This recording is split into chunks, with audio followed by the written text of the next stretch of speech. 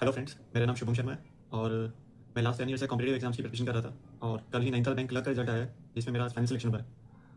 तो ये अचीवमेंट मेरे लिए काफ़ी बड़ी है। ऑल्दो एक क्लर्क ही सिलेक्ट हुआ मैं एक बैंक में, बट मेरे लिए ये काफ़ी ज़्यादा इंपॉर्टेंस रखती है और एक प्रेशर और एक बर्डन जो था वो काफ़ी कम हुआ अब। तो आगे के लिए मैं काफ़ी बेटर मैनर में फोकस कर सकता हूँ अपने करियर को लेकर। तो इस वीडियो में मैं आपको बताऊँगा कि कैसे मैंने नैनीताल बैंक में सिलेक्शन लिया, क्या मेरी जर्नी रही, क्या क्या फेलियर से कैसे उन चीज़ों को ओवरकम किया। तो इस वीडियो में बने रहिए। तो इस वीडियो को मैं कुछ पार्ट्स में डिवाइड करूँगा, जिसमें मैं अपना जैसे अपने इंट्रो के बारे में, मेरी जर्नी कहाँ से स्टार्ट किया था मैंने, मेरे failure, struggle, preparation strategy, Nainital bank का स्पेसिफिकली एग्जाम कैसे मैंने प्रिपरेशन की, एग्जाम कैसा रहा, इंटरव्यू एक्सपीरियंस कैसा रहा, और बस लास्ट में कुछ क्रेडिट कर दूंगा जो लोग मेरे साथ थे। तो आप अगर कोई सेक्शन डायरेक्टली देखना चाहते हो तो उस वीडियो के नीचे टाइमलाइन में मैं बता दूंगा, तो आप डायरेक्टली उस पॉइंट पे क्लिक करके उस सेक्शन को देख सकते हो। तो चलिए वीडियो शुरू करता हूँ मैं। तो मेरा नाम जैसे आप बता चुका हूँ, मेरा नाम शुभम शर्मा है, मैं अम्बाला से हूँ, हरियाणा से। तो मैं लास्ट 10 ईयर से बैंकिंग एग्जाम की प्रिपरेशन कर रहा था।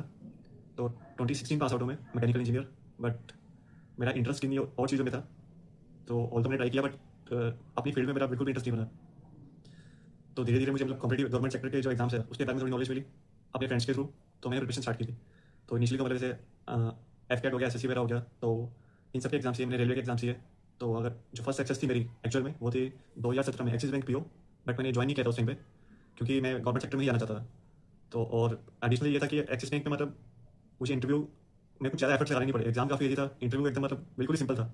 और ऐसा लगा कि मतलब इस चीज़ के लिए मैं नहीं बनाऊँ मतलब।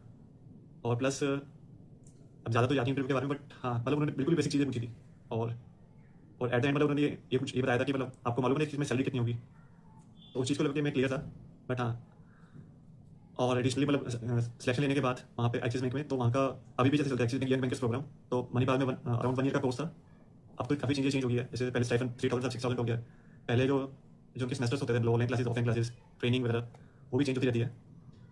तो ये सब मतलब बेसिकली आपको एक PG डिप्लोमा कोर्स करना था मणिपाल के थ्रू, उसके बाद आपका सिलेक्शन होता। और उसकी फीस अराउंड 2.5 लाख रुपये। तो इसी वजह से मैंने नहीं ज्वाइन किया क्योंकि मेरे पास उस टाइम में काफ़ी था 2017 में, और मेरे पास काफ़ी अपॉर्चुनिटी थी एक्सप्लोर करने की, इसलिए मैंने अलग अलग सेक्टर्स में ट्राई करा था और कहीं ना कहीं खुद पे कॉन्फिडेंस था। और मैंने मतलब 2017 में 2018 में प्राइवेट में भी ट्राई किया, पर 1 डेढ़ महीने के अंदर छोड़ दिया था, मतलब मैंने क्विट कर दिया था क्योंकि पढ़ने को टाइम बिल्कुल नहीं बचता था और उन चीज़ों में इंटरेस्ट भी नहीं था अपनी फील्ड में। तो फिर मैंने फुल ऑन अपना फोकस रखा।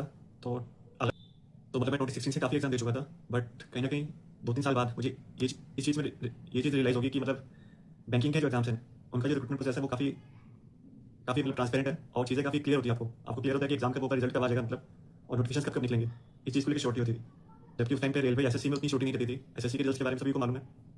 और मेरा जो मतलब कोर एरिया था, फोकस एरिया जिसमें मैं अच्छा था, जैसे तो मैं क्वांटो रीजनिंग ज़्यादा बेटर था, उसमें ज़्यादा बेटर परफॉर्म कर पाता। और जैसे जैसे मैंने काफ़ी सेक्टर के एग्जाम दिए, बट बैंकिंग एग्जाम से मेरा कुछ ज़्यादा इंटरेस्ट आने लगा। तो 2019 से मतलब एग्जाम तो मैं बैंकिंग के 2016 से दे रहा था। आपने वीडियो के स्टार्टिंग में भी देखा होगा कि मैंने थ्रू आउट जर्नी कितने सारे एग्जाम दिए। तो 2019 में मेरा जो फर्स्ट प्रीलिम्स क्लियर हुआ था वो था SBI PO और SBI क्लर्क का, अराउंड मिड ऑफ 2019 में ये हुआ था। तो वो मेरे लिए काफ़ी एक अच्छा मूवमेंट था, जब मुझे लगा कि हाँ मैं आगे कुछ कर सकता हूँ। बट जब मेन से होने का तो रियलाइज होगा कि मैं अभी मतलब समुद्र की कितनी गहराई में हूँ। तो उसके बाद फिर कहीं कोर्स वगैरह ट्राई किया अन अकेडमी पे। उस टाइम पे मतलब 1 वीक का फ्री कोर्स चलता था, तो फ्री मतलब ट्रायल पीरियड जैसे होता है एक तरह का। तो लकीली उस टाइम पे आशीष अरोड़ा सर से मतलब उनकी क्लास अटेंड की थी मैंने, तो उनसे काफ़ी कुछ सीखने को मिला मतलब। तो एक मैंने फुल बैच भी ज्वाइन किया, उसके बाद सर से काफ़ी अच्छी क्लोज फ्रेंडशिप हो गई थी जो अभी तक मेंटेन है। तो इस जर्नी में आशीष सर का काफ़ी अच्छा रोल रहा है, काफ़ी इंपॉर्टेंट रोल रहा है मतलब। उनके लिए मैं उनको लेकर काफ़ी ज़्यादा थैंकफुल हूँ मैं, उन्होंने जो भी मेरे लिए आज तक किया है। तो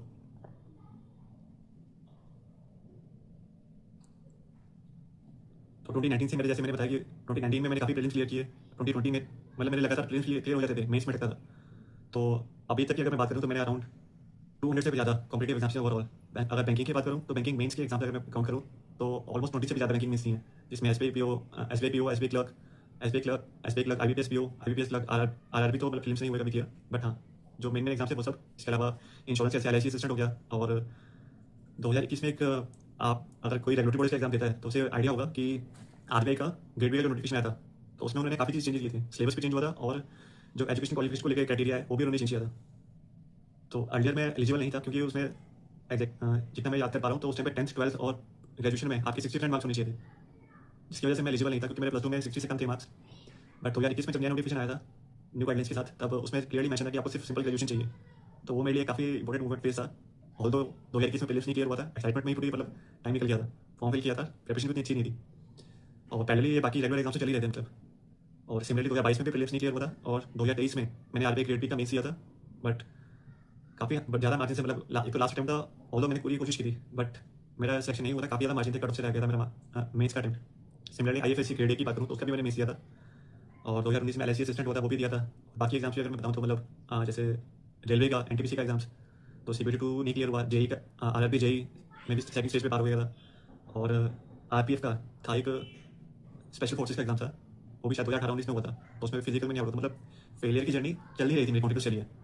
तो उन चीज़ों से बाहर निकलना मतलब काफ़ी मुश्किल था, स्पेशली 2021 के बाद। मतलब मैं अपना अगर एट प्रेजेंट अभी भी बताऊँ तो अभी तक भी मैंने अपना फुल पोटेंशियल किसी भी एग्जाम को नहीं दिया अभी तक।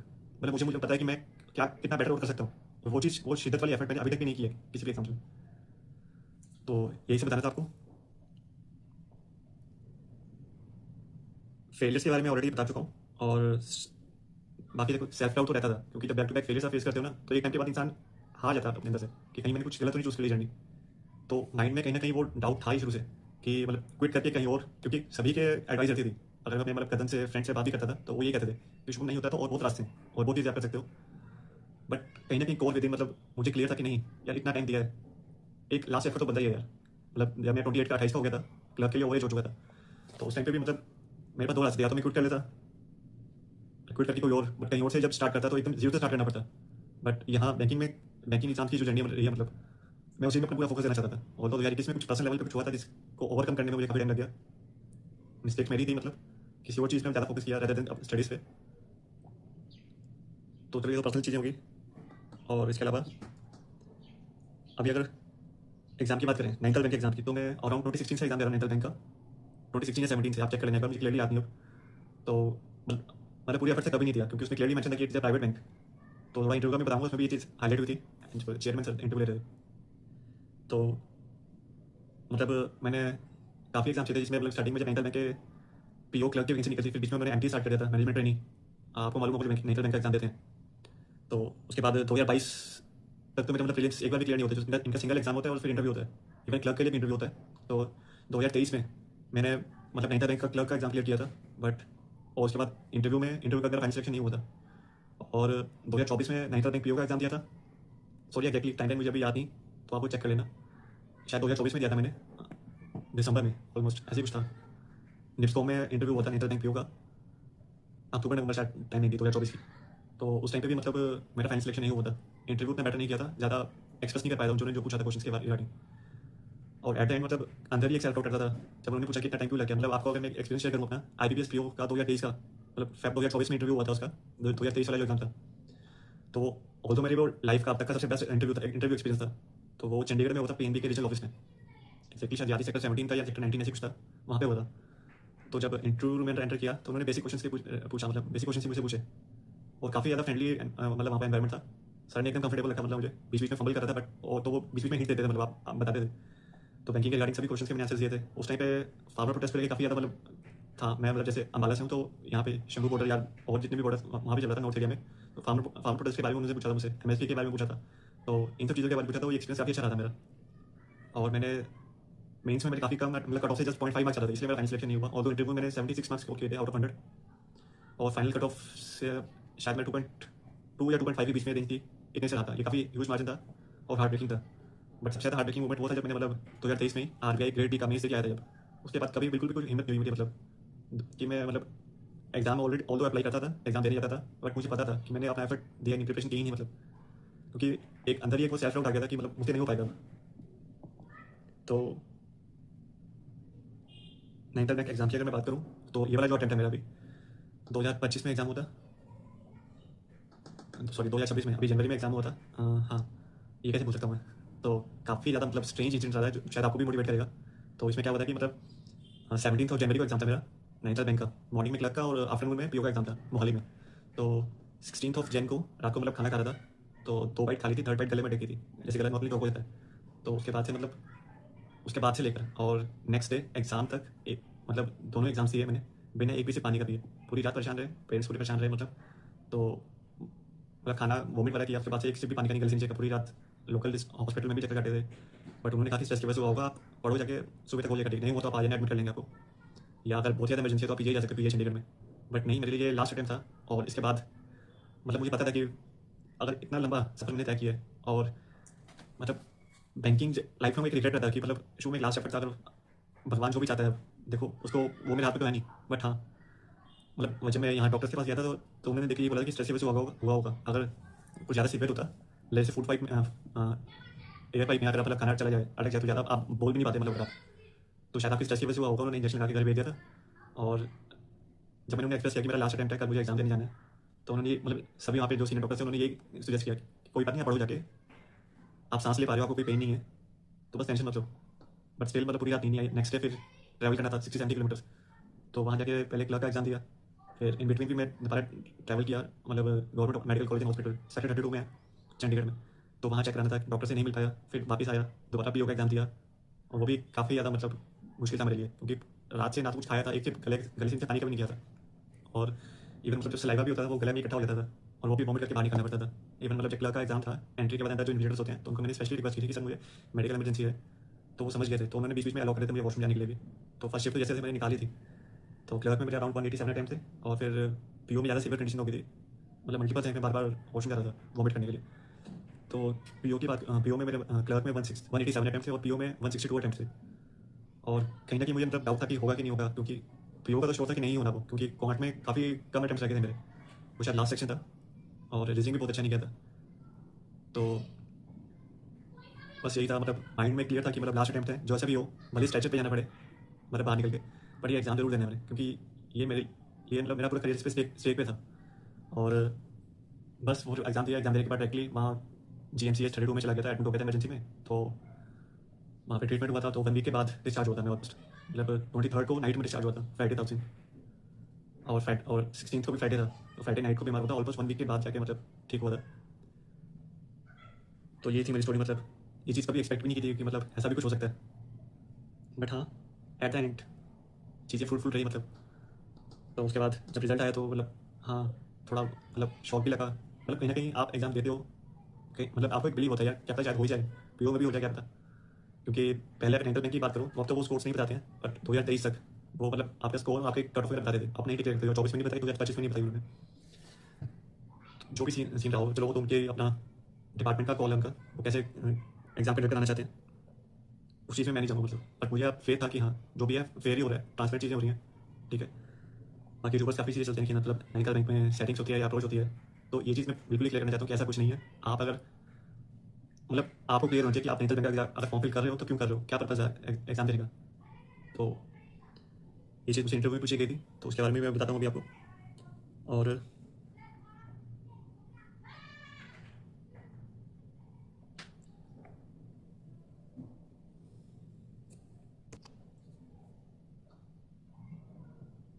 तो जब नैनीताल बैंक क्लर्क का रिजल्ट आया, मतलब तो उसी की प्रिपरेशन में लग गया, मतलब कि हाँ बस जो भी हुआ है एटलीस्ट कुछ तो मिला। तो फिर वही मतलब जैसे कि पीओ के इंटरव्यू होने थे, एसओ के इंटरव्यू होने थे, तो क्लर्क का काफ़ी ज़्यादा डिले कर दिया था इन्होंने, बट फिर मतलब 4 मार्च को हो रही थी, तो एक्सपेक्टेड था कि अब होली के बाद ही होंगे इंटरव्यूज़, तो शायद 12 से 20 तक हुए थे, तो 20th को इंटरव्यू था मेरा नोएडा में, रीजनल ऑफिस नैनीताल बैंक का है। तो लास्ट टाइम से प्रीवियस जो नैनीताल बैंक के जो इंटरव्यू एक्सपीरियंस रहे थे दोनों, तो वो काफ़ी बेकार रहे थे, मतलब बेकार इन द सेंस, मतलब वो जो चीज़ ढूंढते थे, मतलब एक्सपेक्ट कर रहे थे, उन चीज़ों के मैं आंसर नहीं दे पा रहा था कि मतलब कि मैं क्यों प्राइवेट बैंक में आना चाहता हूँ, क्योंकि at the end Nainital bank है तो प्राइवेट ही। आप अगर उसकी वेबसाइट पे देखोगे या नोटिफिकेशन की फर्स्ट लाइन ही पढ़ोगे, तो उसमें उन्होंने क्लियरली मेंशन किया हुआ है कि नैनीताल बैंक एक प्राइवेट बैंक है। तो बस यही था जो इंटरव्यू में, मतलब मेरा 5वें नंबर पे था मेरा इंटरव्यू, फर्स्ट शिफ्ट में। और इंटरव्यू जब अंदर एंटर किया, तो सामने जो चेयरमैन सर थे और एक सर थे और एक और मैम थी, तीन लोग थे जिन्होंने इंटरव्यू लिया था। तो इंटरव्यू मेरी मतलब अब अगर मैं बताऊँ तो इंटरव्यू मेरी लाइफ का बेस्ट फेस रहा था नैनीताल बैंक का। तो मतलब सर ने काफ़ी ज़्यादा कंफर्टेबल रखा मुझे थ्रू आउट इंटरव्यू, 8 से 10 मिनट तक इंटरव्यू चला था, और बेसिक चीज़ें पूछी, मतलब मुझसे स्टार्टिंग में थोड़ा सा मतलब ये था कि मतलब आपने 2016 पास आउट हो, आपको कोई एक्सपीरियंस नहीं 10 साल का मैकेनिकल में, आपने तो मैकेनिकल में भी ट्राई किया, तो मैंने बताया कि मेरा इंटरेस्ट किसी और चीज़ में था, तो जैसे कंप्यूटर साइंस में मेरा इंटरेस्ट है, आप अगर मेरे यूट्यूब पे और भी वीडियोस देखोगे चैनल पे, तो वो उन्हीं चीज़ों से रिलेटेड बनाए रखी है मैंने।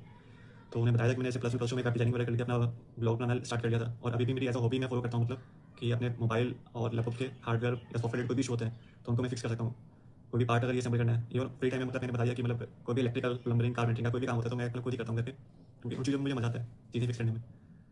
और उसके बाद फिर बैंकिंग के रिगार्डिंग क्वेश्चन पूछे। स्टार्टिंग के दो तीन क्वेश्चन तो ऐसे थे मतलब जिनको मैं कभी सुनी थी, मतलब आगे की प्रिपरेशन में भी, ग्रेड बी की प्रिपरेशन में भी मैंने वो चीज़ें कभी नहीं सुनी थी, मतलब जब उसकी तैयारी करता था। जैसे टीएसए वगैरह ट्रेजरी अकाउंट होते हैं, और मतलब बाद में चेक किया मैंने, और इसी के सिमिलर 2-3 टर्म्स और थी, तो उन्होंने पूछा, तो मतलब मैं कुछ आंसर नहीं कर पाया, कभी सुना ही नहीं थी चीज़ों के बारे में। और फिर उसके बाद सर ने बाकी थोड़ा और सिंपल चीज़ों के बारे में पूछा, तो वो सब चीज़ वहाँ से एक लेवल बनना स्टार्ट हुआ, क्योंकि उसके बाद मैंने फिर हर क्वेश्चन का आंसर दिया उन्हें, और वो पूरे सेटिस्फाई हुए थे। चेयरमैन सर, तो मतलब जैसे उन्होंने कहा कि आपको मालूम है कि नैनीताल बैंक प्राइवेट बैंक है, तो हाँ मैंने मतलब उसके बारे में पूरा बताया कि हाँ नैनीताल बैंक में मतलब मैं क्यों एग्जाम फील कर रहा हूँ, ये सब चीज़ें। तो फिर राइट साइड पे जो मैम बैठे थे उन्होंने पूछा कि आपका कंप्यूटर साइंस में इंटरेस्ट है, तो आपने नैनीताल बैंक की मतलब वेबसाइट, तो मतलब ये चीज़ दोनों ने मिलकर पूछी थी, साथ सेंटर में चेयरमैन सर बैठे थे उन्होंने भी, कि नैनीताल बैंक की वेबसाइट तो आपने देखी होगी, तो उसके बारे में कुछ फीडबैक दो कि वहाँ पे आपको क्या लगता है, क्या चीज़ें इंप्रूव की जा सकती है। तो उस टाइम पे ज़्यादा तो माइंड चला नहीं होता मेरा, तो मैंने कहा कि बट हाँ एक लेट से, क्योंकि मैं मेरी हैबिट रही है कि मैं शाम को हमेशा 10-15 मिनट निकालता हूँ, तो मतलब चेक करता हूँ जितनी भी जॉब्स, ऑनगोइंग जॉब्स जो कि नहीं निकले हैं या पुराने जिनके रिजल्ट आने हैं, तो वो सब चीज़ें मतलब मैं चेक कर लेता हूँ 10-15 मिनट में, कोई भी अपडेट्स होते हैं तो मेरा ये मतलब काफ़ी लंबे टाइम से रूटीन रहा था, जिसको मैं अभी भी फॉलो करता हूँ मतलब। तो तो उनको ये था कि मतलब साइट पे एक तो एआई चैटबॉट नहीं है, वो मिसिंग है, और उसके अलावा उन्होंने पूछा कि आपने हमारा नैनीताल नैनी न्यू करके मोबाइल ऐप है, उसके बारे में फीडबैक दो। तो मैंने उनसे क्लियरली बताया कि सर मैं नैनीताल बैंक का भी कस्टमर नहीं हूँ, तो मैंने वो चीज़ एक्सपीरियंस नहीं की है, बट हाँ मेरा अकाउंट एसबीआई में है, तो मैंने एसबीआई से रिलेटेड चीज़ों को लिंक किया था। जैसे एसबीआई के योनो ऐप के बारे में काफ़ी कुछ डिटेल में बताया हमने कि अगर ये चीज़ नैनीताल बैंक के ऐप में भी अगर ऑफर हो रही है, मतलब अगर नहीं ऑफर हो रही है, तो वो चीज़ें ऐड ऑन करके और ज़्यादा वैल्यूएट कर सकते हैं। जैसे योनो में नॉर्मल बैंकिंग के रिलेटेड सारी चीज़ें, हर फैसिलिटी है, प्लस एडिशनली आप शॉपिंग भी कर सकते हो, बुकिंग वगैरह, बीपीपीएस इंटरलिंक है, भारत पे पेमेंट सिस्टम, ये सब चीज़ें सब कुछ अच्छे से डिटेल में सबको मैंने एक्सप्लेन की थी। और इसके बाद मैम ने एक चीज़ और पूछी थी कि तो मतलब वो सब सेटिस्फाई हो गए थे मेरे आंसर से। उसके बाद मैम ने पूछा कि चलो नैनीताल बैंक का जो यूआरएल है, तो उसके रिगार्डिंग आरबीआई की क्या गाइडलाइंस है, मतलब क्या कुछ रिसेंटली आरबीआई ने कुछ अब कुछ कंपल्सरी अपडेट का है। तो मतलब मेरे माइंड में सिर्फ एसबीआई का ही चल रहा था, तो मैंने एसबीआई से लिंक करके बताया कि हाँ यूआरएल में एक तो मतलब एसबीआई ने अगर कुछ किसी भी बैंक की वेबसाइट देखोगे ना, जैसे एसबीआई की, तो नैनीताल बैंक की भी, तो उसमें डॉट बैंक करके होता है, वो चीज़ कंपल्सरी है डोमेन यूज़ करना। तो वही चीज़ मैंने कही, मतलब डॉट बैंक ही कहा था, तो फिर उतने में मैम ने मुझे रिप्लाई किया हाँ सही बता रहे हो, तो वो चीज़ मैंने एक्सप्रेस की। और फिर जो लेफ्ट साइड में सर थे उन्होंने भी काफ़ी चीज़ें पूछी, कासा के बारे में पूछा था मुझे, और वो क्यों इंपॉर्टेंट होते हैं, उनसे क्या लिंक है। और चेयरमैन सर ने पूछा था कि मतलब सीनियर सिटीजन के बारे में पूछा मुझसे, और यही सब चीज़ें थी मतलब। बाकी जब मैं इंटरव्यू रूम से बाहर निकला था, तो मैं प्रीटी कॉन्फिडेंट था, क्योंकि मतलब आपने लाइफ में इतने मतलब फेलियर देखे हैं, इतने इंटरव्यूज दिए हैं, मतलब मैंने प्राइवेट सेक्टर में भी काफ़ी इंटरव्यूज दिए अपनी फील्ड के। और उसके बाद अगर जैसे नॉर्मली बैंक्स के भी इंटरव्यूज दिए, मतलब कैनफिन होम लोन्स के बारे में शायद अगर आपने सुना हो तो वो, तो ये जर्नी मेरे लिए मतलब काफ़ी इंस्पायरिंग रही थी, काफ़ी फ्रूटफुल रही थी। तो इसका क्रेडिट फर्स्टली तो मतलब मेरे पेरेंट्स को जाता है, जिन्होंने फोर्स सपोर्ट किया मुझे, और मेरे जो क्लोज फ्रेंड्स हैं, मतलब स्कूल फ्रेंड्स हो गए, मतलब कॉलेज फ्रेंड्स जो अभी तक मेरे साथ लिंक हैं, जो मतलब मुझे डाउन टाइम से मतलब एक तरह से 2021 में मतलब एक तरह से डिप्रेशन फेज ही था मेरे लिए, मतलब उस चीज़ से डील करना, उस चीज़ से बाहर निकलना। तो 2019 में भी मतलब मैं काफ़ी अच्छे फ्रेंड से मिला था। जैसे आई डोंट नो आप कोई पहचानता हो कि नहीं, तो मतलब 2019 में जब सर के साथ, आशीष सर के साथ मेरा काफ़ी ज़्यादा क्लोज आ गया था, उनसे काफ़ी ज़्यादा मतलब कंटेंट बनाने भी स्टार्ट किया था उनके साथ, उनके अंडर में, मतलब उन्होंने सिखाया था सब कुछ। तो आज मेरे पास एक ऑप्शन प्लान भी था कि हाँ कि अगर बैंकिंग ना हुआ तो मैं उस फील्ड में जा सकता हूँ, बट उस चीज़ में मैंने काफ़ी एफर्ट किया, कुछ टाइम तो पार्ट टाइम किया, अराउंड 3 साल तक पार्ट टाइम जॉब की थी सर के अंदर ही, बट विद इन एक कुछ सेटिस्फेक्शन नहीं मिला था, मतलब कि हाँ ये फाइनेंशियल सपोर्ट था कि घर बैठे मतलब आप अर्न कर रहे हो, काम कर रहे हो, बट उस काम से खुशी नहीं मिलती थी मतलब, और ना ही मैं उसको as a full time career मतलब एक्सपेक्ट इमेजिन कर पा रहा था। तो 2019 में सर का डाउट ग्रुप था, तो उसमें एज एडमिन काफ़ी लंबे टाइम तक रहा था, मतलब मैं तो काफ़ी स्टूडेंट्स रिस्पेक्ट करते थे, उस टाइम पे काफ़ी जानते थे, तो सबका सिलेक्शन हो चुका है। बट वो सब कुछ फ्रेंड्स ऐसे थे जो तब से लेकर अभी तक मेरे साथ लिंक में है, तो उन सबका थैंकफुल हूँ मैं। इस जर्नी में मतलब पेरेंट्स का काफ़ी इंपॉर्टेंट रोल रहा था, ऑल्दो मतलब डिमोटिवेशन से तो डील करना, देखो डिमोटिवेट कोई होता है यार, और बैक टू बैक जब इतने सारे पेरेंट्स आपने देखो लाइफ में, तो इंसान डिमोटिवेट हो जाता है, डिप्रेस हो जाता है, तो चीज़ों को ओवरकम करने में टाइम लगता है। बस यही सब था, और कुछ रह गया हो या किसी एक स्पेसिफिक चीज़ के बारे में मुझे डिटेल में बताना होगा, तो मैं एक सेपरेट वीडियो बना दूंगा। तो इस वीडियो को यहीं तक रखते हैं। होप आपको सब कुछ सीखने को मिला होगा, कुछ इंस्पायरिंग लगा होगा।